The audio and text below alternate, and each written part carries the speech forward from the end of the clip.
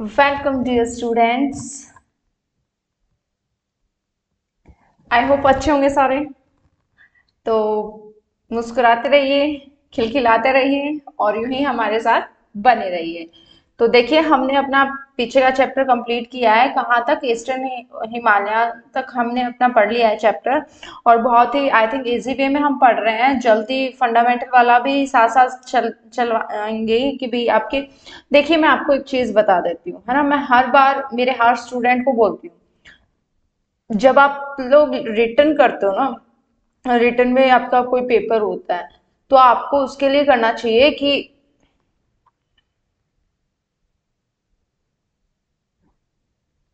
1 minute.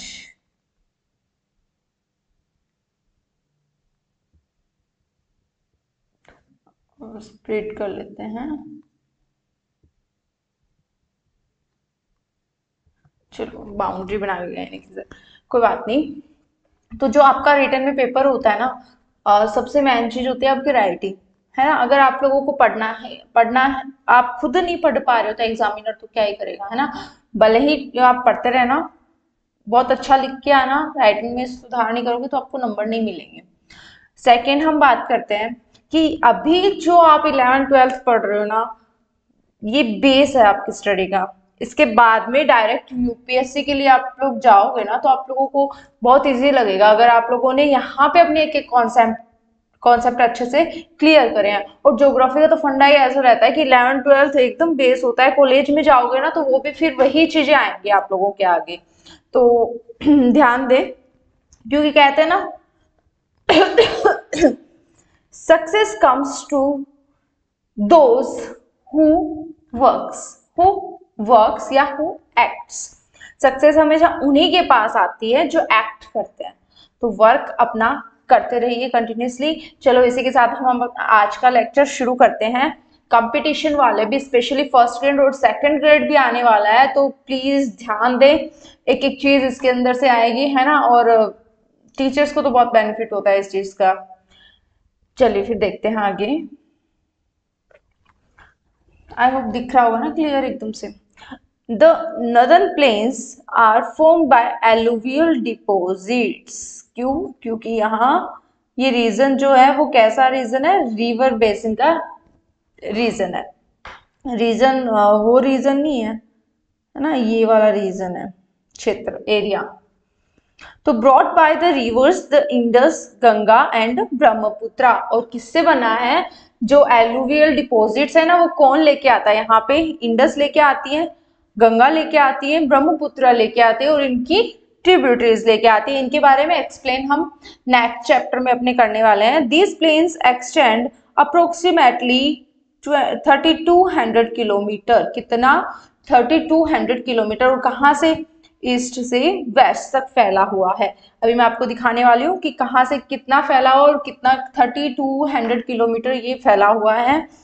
The average width of these plains varies between 150 से लेके 300 kilometre तक। इसकी विड्थ जो होती है वो कितनी है? 150 से लेके 300 तक होती है। तो चलिए हम अपने नदर्न प्लेन से मिल लेते हैं, थोड़ा विजुअलाइज कर लेते हैं इसको। एक चीज और देख लीजिए, जो एलुवियल डिपॉजिट्स है ना, वो कितने हैं यहाँ पे? 1000 से लेके 2000 मीटर डेप्थ में। मतलब अगर यहाँ एलुवियल डिपॉजिट है ना, तो इसकी डेप्थ कितनी हो जाएगी? 1000 भी मिल सकती है और 2000 तक कितनी भी मिल सकती है। तो चलिए आगे हम आपको मिलाते हैं अपने नदर्न प्लेन से। तो ये है हमारा नदर्न प्लेन, दिख रहा होगा। पहले ये विजुअलाइज करिए अच्छे से। तो यहाँ ये देखिए, ईस्ट से लेके वेस्ट में सेमी आ गया कलर कॉम। तो यहाँ से लेके और ये यहाँ तक फैला हुआ है। कितना? 32 किलोमीटर। क्लियर है? 150 से लेके और कितनी तक? 300 तक। क्या है इसकी डेप्थ? क्या है? विड्थ। क्या है ये? Width, kilometre width. अब यहाँ पे ये जो डिपॉजिट्स है ना, ये नीचे तक कितने हैं? ये कितना है यहाँ पे? 1000 मीटर से लेके 2000 मीटर तक। ठीक है, इसमें क्या होता है कि कंटिन्यूअसली एक के ऊपर ऐसे लेयर बनती जाती है और वो मोटा हो जाता है, तो वो कितना हो सकता है, वो यहाँ पे कितना हो सकता है 1000 से 2000, इतना तक क्लियर होगा आई होप। अब देखिए नेक्स्ट में, this can be divide into 3 major regions. कौन कौन से हैं, ध्यान रखिएगा, भाबर, तराई या फिर एलुवियल प्लेन्स। कितने बताए हैं, भाबर, तराई या एलुवियल प्लेन्स। तो आगे देखते हैं इसका, the alluvial plains can be further divided into the Khadar and Bangar. पहले हमने 3 देखा, कौन से, भाबर, तराई और एलुवियल, एलुवियल डिपॉजिट। अब एलुवियल है ना, उसको भी 2 भागों में, खादर और बांगर, ठीक है, भांगर जो भी, भांगर जो भी। तो भाबर फिर तराई मिलेगा, फिर आपको एलुवियल डिपॉजिट मिलेगा। तो इसके अंदर भी 2 हैं, भांगर और खादर। मैं तो इनको एक अच्छे तरीके से याद करती हूँ कि कैसे भी ये आपको याद रहेंगे। तो चलिए देखते हैं फिर आगे। Bhabar is a narrow belt raising between 8 से 10 किलोमीटर पैरेलल होता है, किसके, शिवालिक के। तो अपन जो रीजन पढ़ रहे हैं ना, तो यहाँ से पढ़ रहे हैं, तो यहाँ से शिवालिक जाती है, ठीक है, इसके पैरेलल है, कितना किलोमीटर तक नीचे, 8 से 10 किलोमीटर तक, ठीक है, 8 से 10 किलोमीटर तक इसके नीचे है क्या, Bhabar. Foot hills at the break up of the slope, और किसके, स्लोप के ब्रेक में नीचे। The streams and rivers coming from the mountains, जैसे ये माउंटेन है, यहाँ से रिवर आती है, deposit heavy materials of rocks, boulders and at times disappear in this zone। और ये सब कुछ समय बाद इसी जोन में क्या होती है, वो डिसअपियर हो जाती है रिवर। क्या करते हैं बेसिकली, बहुत सारे ऐसे क्या लाती है, बोल्डर्स लेके आती है। पहले क्लियर करते हैं अपन, फिर देखते हैं। ये माउंटेन है, तो यहाँ से रिवर आ रही है उतर के, तो अपने साथ बहुत सारे क्या ला रही है, बोल्डर्स ला रही है। फिर क्या हो रहा है, south of the Bhabar is the Terai belt. अब यहाँ पे जो किसका बेल्ट बना है, किसका बेल्ट बना, भाबर का। फिर इसके साउथ में कौन सा प्लेन बना, तराई, विद एन अप्रोक्सीमेट कितना, 10 से 20 किलोमीटर तक, where most of the streams and river remerge without having any properly demarcated channel। और क्या है, where most the streams, जो रिवर है वो क्या होती है, रीइमर्ज होती है, वापस मिलती है, यहाँ से उतरती है, इन बोल्डर्स के नीचे होती है, तो क्या कह देते हैं इसको, भाबर। और फिर आगे जब वापस बहती है, बहुत सारी रिवर से मिल जाती है। Marshy and swampy condition now known as the Terai. अब जब यहाँ बहेगी, तो ये तो बड़े बड़े बोल्डर्स वगैरह तो यहाँ आ गए, अब यहाँ जो रहेंगे ना, वो एकदम इससे छोटे छोटे रहेंगे थोड़े, ठीक है, अनकंसोलिडेट जो रहेंगे, तो ये कैसे एरिया बन जाता है, स्वैम्पी एरिया बन जाता है, दलदल बोला जाता है ना, दलदल। तो वो ऐसा एरिया यहाँ पे मिलता है, किसमें, तराई में। तो हमने भाबर देखा, उसके बाद आया तराई, क्लियर है। अब देखिए नेक्स्ट, तो देखो जैसे यहाँ पे भाबर आ गया, फिर यहाँ पे क्या आ जाएंगे, इस भाबर में बड़े बड़े बोल्डर्स हैं इससे, फिर यहाँ पे थोड़ा स्वैम्पी टाइप का एरिया आएगा, दलदल वाला। तो ये इसमें क्या होता है, तो ऐसा क्वेश्चन बन सकता है कि किस रीजन में रिवर डिसअपियर हो जाती है, तो वो कौन सा रहता है, भाबर रहता है। फिर आगे देखिए, this has luxurious growth of natural vegetation and houses a varied wildlife. अब ये क्या है, स्वैम्पी एरिया है, और कहा जाता है जो दलदली भाग होता है ना, वो एलुवियल होता है, छोटा, ठीक है। तो वहाँ पे जो नेचुरल वेजिटेशन होती है ना, वो काफी अच्छी रहती है वहाँ पे। हाउस ए वेरिड वाइल्ड लाइफ, और जो जंगली जीवों की जो लाइफ है उसके लिए भी काफी अच्छी रहती है। द साउथ ऑफ तराई, अब हमने देखा ये माउंटेन्स हैं, यहाँ पे बोल्डर्स वगैरह आ गए, रिवर्स यहाँ क्या हो गई, डिसअपियर हो गई, इसके अंदर से बह रही है। फिर आगे इससे छोटे छोटे रहेंगे, ठीक है, फिर आगे इससे छोटे छोटे रहेंगे, तो वापस इससे बहती हुई दिखाई देगी, और अदर से भी इससे मिलती रहेगी रिवर्स जो है, तो इसको कहते हैं तराई। और हमने देखा तराई की जो विड्थ होती है वो इतनी किलोमीटर रहती है, इसकी कितनी रहती है, 8 से 10 किलोमीटर रहती है। फिर हमने देखा कि the south of Terai a belt of old and new alluvial deposit known as Bangar and Khadar. अब कहता है इसके बाद आता है एलुवियल डिपॉजिट। क्या आता है? एलुवियल डिपॉजिट आता है। ठीक है, इसके अंदर मैंने आपको पहले ही बताया था भाबर और खादर दो होते हैं। तो उसके अंदर क्या होता है देखिए, these plains have characteristic feature of mature stage of shit man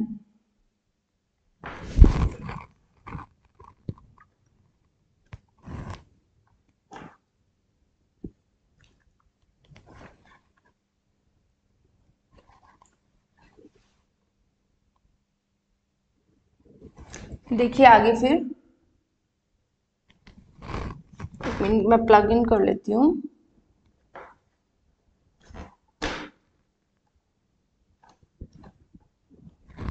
Guys, 1 minute for this disturbance.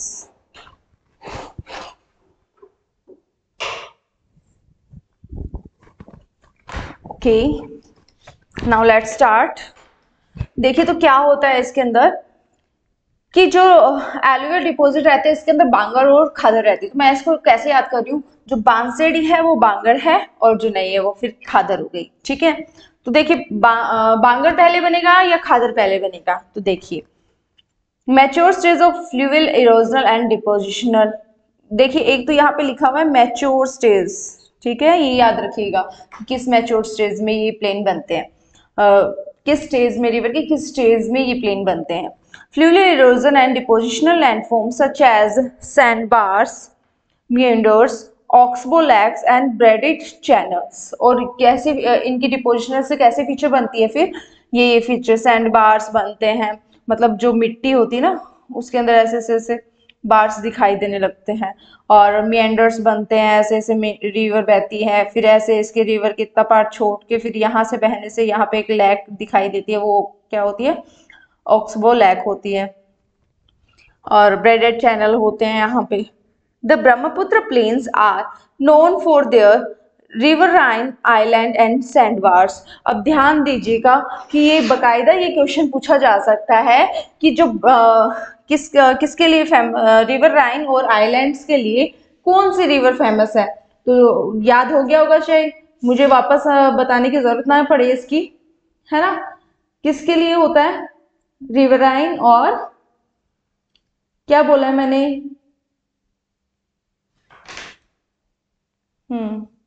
Riverine and sandbars. ये मोस्टली रिवर कौन सी बनाती है? वो है ब्रह्मपुत्रा। जो ब्रह्मपुत्रा कहाँ से निकलती है? सांगपो से निकलती। कहाँ से निकलती है? सांगपो से। और सांगपो कहाँ? तिब्बत में। तिब्बत से निकलती है ये। क्लियर है ये चीज? तो आगे देखें फिर। यहां तक आई होप सबको अच्छे से समझ में आया होगा। Yes yes.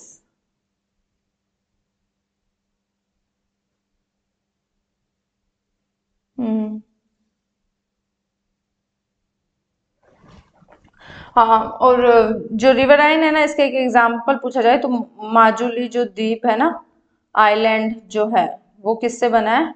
इसी तरीके के एरिया से बना है। किससे? रिवराइन आइलैंड है। Most of these areas are subjected of to periodic, clear कर देती हूँ ना मैं। तो जो मोस्टली क्या है एरियाज हैं यहाँ के, subjected to periodic floods and shifting river courses forming braided streams. कैसे यहाँ रिवर जो कोर्स है ना वो क्या है? शिफ्ट होते रहते हैं, फॉर्मिंग ब्रेडेड स्ट्रीम। और क्या बनाते रहते हैं?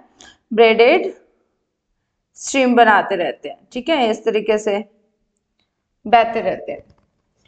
तो फिर आगे क्या बताया इसने? द माउथ ऑफ दीज दिख नहीं रहा होगा ना अच्छे से, अब क्लियर है? पहले से ठीक है।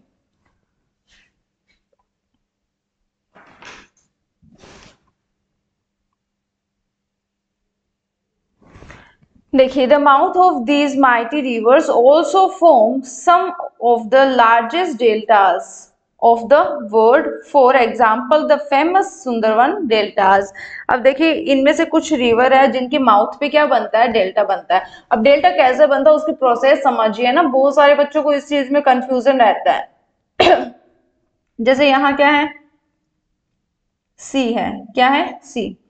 अब यहाँ से ब्रह्मपुत्र आ रही है, यहाँ से गंगा आ रही है, यहाँ से कृष्णा गोदावरी आके ये इस चैनल में मिलते हुए यहाँ इसमें स्ट्रीम में मिल रही है। तो यहाँ पे जब ये आके ऐसे मिल रही है ना, तो इनके बीच में क्या है, डिपॉजिट्स हैं। ठीक है, इनके बीच में क्या है, डिपॉजिट्स हैं। तो यही क्या कहलाते हैं, डेल्टा कहलाते हैं। क्या कहलाते हैं, डेल्टा कहलाते हैं। क्लियर है ये चीज?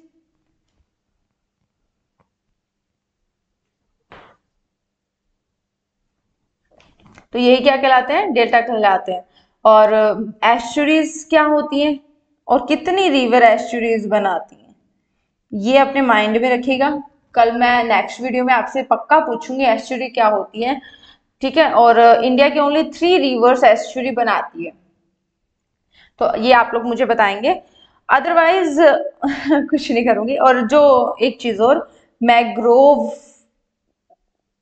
फॉरेस्ट पाए जाते हैं, कहाँ पाए जाते हैं, सुंदरबन डेल्टा में। कहाँ, सुंदरबन डेल्टा में पाए जाते हैं, बांग्लादेश से नीचे बे ऑफ बंगाल के साइड। और जो भी यहाँ पे उड़ीसा, पश्चिम बंगाल, वेस्ट बंगाल और असम का, और इधर जो एरिया मेघालय का, यहाँ ये वन फॉरेस्ट मिलते हैं।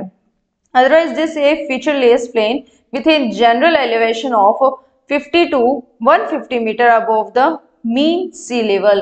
जो सी लेवल है ना, सी, एक तो सी लेवल होता है, एक चीज ध्यान रखिएगा, एक सी लेवल होता है और एक सी फ्लोर होता है।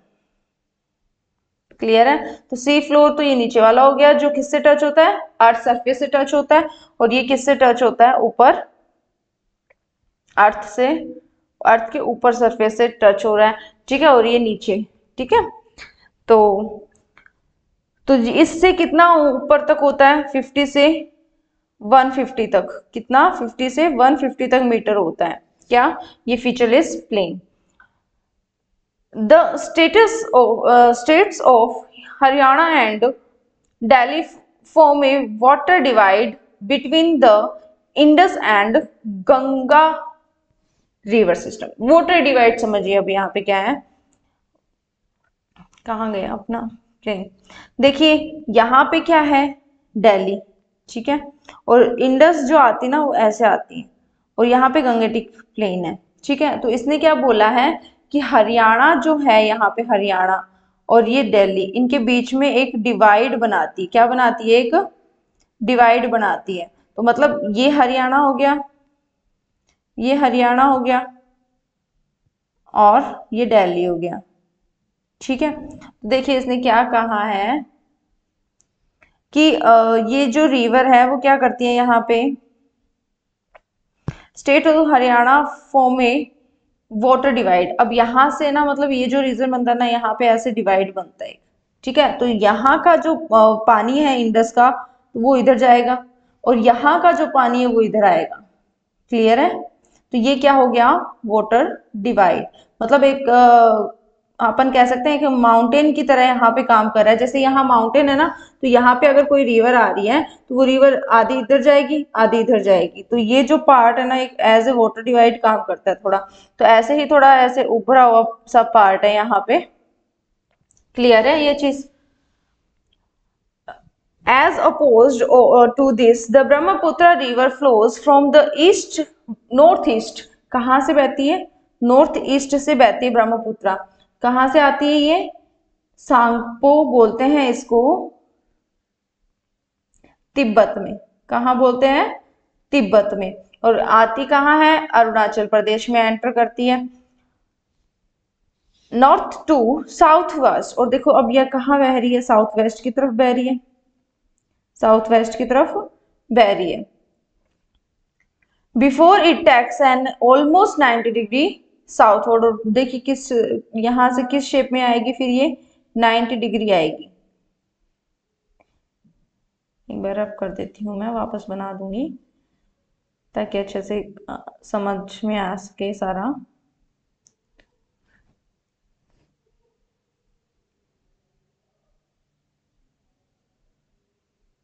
तो यहाँ पे देखिए, ये हम मानते हैं अपना क्या हो रहा है, ये हमारा इंडिया का पार्ट है। तो यहाँ से निकलती है सांगपो तिब्बत से, यहाँ से निकलती है और यहाँ से एंटर करती हुई ऐसे गिर जाती है। तो जब ये एंटर करती है ना साउथ ईस्ट वर्ड, किस वर्ड, साउथ वेस्ट वर्ड, तो ये कैसा 90 डिग्री का एंगल बनाती हुई आती है और कहाँ आती है, धुबरी के निकट, क्या, धुबरी के निकट फ्लो करती है before it enters into Bangladesh. अब यहाँ से कहाँ एंटर कर जाएगी, बांग्लादेश में। These river valleys plains have a fertile alluvial soil cover which supports a variety of crops like wheat, rice, sugarcane, jute, hence supports a large population. अब एक चीज तो आपने पहले भी पढ़ी होगी, हिस्ट्री वगैरह में पढ़ के आए होंगे कि जहाँ रिवर वगैरह होती है वहां पे जो सिविलाइजेशन वगैरह वो ज्यादा स्टेबलाइज हुई थी। तो उस वक्त क्या हुआ था, जो व्हीट, राइस, सुगरकेन, जूट और ये सब जो चीजें है ना, ये यहाँ पे इस रीजन में ये चीजें ज्यादा पनपती है, इसलिए यहाँ की पॉपुलेशन भी क्या है, इस प्लेन की पॉपुलेशन भी क्या है, सबसे ज्यादा है। क्लियर है, एक बार फिर देख लीजिए। मैं आपको भाबर और तराई से भी मिला देती हूँ आपको कि देखो ये पार्ट भाबर कैसा है, ग्रीन, तो ये ग्रीन पार्ट दिख रहा है आपको, ठीक है। उसके बाद में तराई आता है, ये तराई दिख रहा है आपको, फिर आपको ये दिख रहा है बांगड़, और फिर आपको ये दिख रहा है खादर। तो ऐसे कंटिन्यू ये प्लान चल रहे हैं। तो आई होप आपको यहाँ तक अच्छे से समझ में आया होगा। तो अब बात करें हम नेक्स्ट की, तो नेक्स्ट थोड़ा बड़ा है, लेंथी है, इसको हम नेक्स्ट वीडियो में देखते हैं। इंडिया डेजर्ट देख लेते हैं, छोटा सा टॉपिक है, ठीक है। चलिए देखते हैं, इंडिया डेजर्ट देख लेते हैं, छोड़ो नेक्स्ट वीडियो में देखेंगे, ठीक है। इंडिया डेजर्ट प्लस आइलैंड्स एक साथ कर देंगे, आइलैंड्स में अच्छे से कंपैरिजन करके हम करेंगे। आई होप आप लोगों को बड़ा अच्छे से ये समझ में आया होगा। प्लीज फीडबैक देते रहिए, शेयर करिए। Thank you.